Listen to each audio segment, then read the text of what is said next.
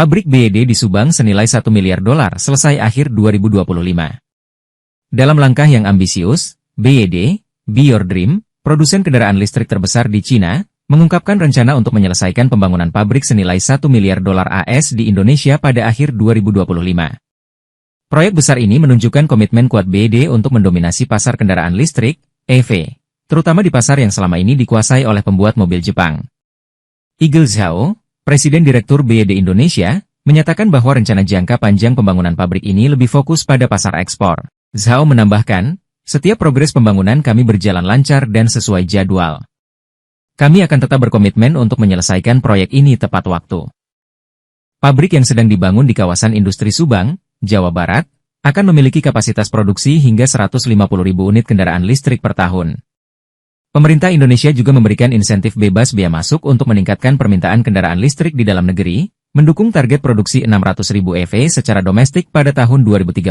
Pada tahun pertama penjualannya di Indonesia, BYD berhasil mencatat angka yang mengesankan, dengan 15.429 unit mobil listrik terjual.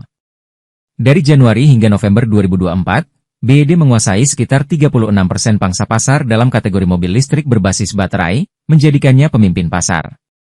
Beberapa model kendaraan BYD yang tersedia di Indonesia termasuk SEAL, sedan, Atto 3, SUV, Dolphin, hatchback, dan M6, MPV 7 penumpang.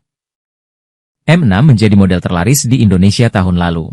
Zhao juga mengungkapkan bahwa BYD berencana meluncurkan lebih banyak model pada tahun 2025, termasuk merek premium Denza yang akan segera diperkenalkan.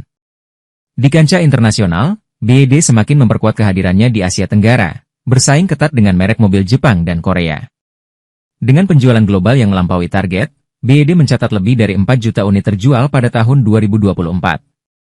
Perusahaan juga membuka pabrik kendaraan listrik pertama di Asia Tenggara dengan investasi $490 juta AS di Thailand, memperbesar keunggulan penjualannya atas Tesla di Singapura pada paruh pertama 2024. BYD terus berinovasi dan berusaha tidak hanya untuk mendominasi pasar kendaraan listrik, tapi juga untuk memimpin transformasi ke era kendaraan ramah lingkungan di seluruh penjuru dunia.